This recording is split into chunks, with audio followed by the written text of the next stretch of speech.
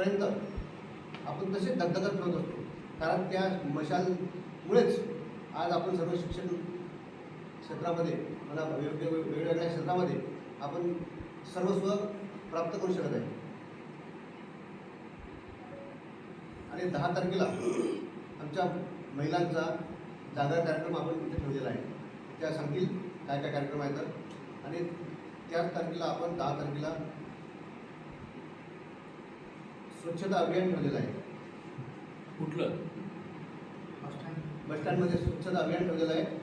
आणि 10 तारखेला पुरस्कार वितरण ठेवलेलं आहे. आपण 2 पुरस्कार देत असतो, एक शिक्षण पुरस्कार, एक विविध सामाजिक पुरस्कार. ते पुरस्काराचं वितरण आपण करणार आहे. आणि शोभायात्रा, आपली शोभायात्रा सुरू होणार आहे.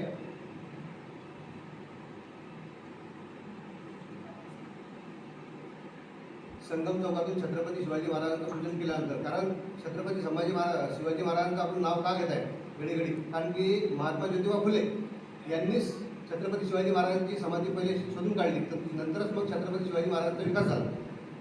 लोक विसरलेच होते भरपूर की छत्रपती शिवाजी महाराज कुठे आहेत, पण महात्मा फुलेंनी ही ज्वाला पेटून काढली बरं का, आणि शोधून पण काढली. त्यामुळे तसे महात्मा फुले जे गुरु छत्रपती शिवाजी महाराज होते, तसेच आपण त्यांचा पायावर पाऊल टाकून आपण हे कार्य समोर नेण्याचा प्रयत्न करत आहे. म्हणून आपण आता छत्रपती शिवाजी महाराजचे पूजन करून महात्मा ज्योतिबा फुले यांची जयंतीची सुरुवात आपण तिथं करणार आहे.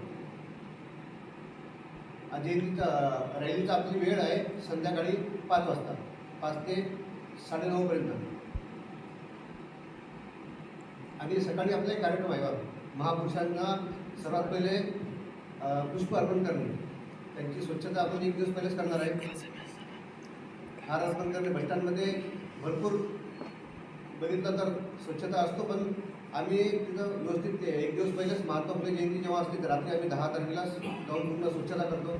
पूर्ण फोटो जयंती उत्सवाची जेव्हा सुरुवात झाली तेव्हापासून वेगवेगळ्या पद्धतीनं आणि चांगल्या पद्धतीनं जसं कार्यक्रम चांगले घेता येतील त्या पद्धतीनं आम्ही उत्सव समितीचे सर्व सदस्य असतो चांगले कार्यक्रम घेण्याचा आणि दुःखाभिमुख राहण्याचा प्रयत्न आम्ही करत असतो. मागच्या वर्षी ज्या पद्धतीने कार्यक्रम झाले त्याच पद्धतीने यावर्षी आम्ही थोडा आरोग्यावर लक्ष घातलेलं आहे. थोडं काही सांस्कृतिक कार्यक्रमावर, सांस्कृतिकपेक्षा प्रबोधनात्मक कार्यक्रमावर लक्ष घातलेलं आहे.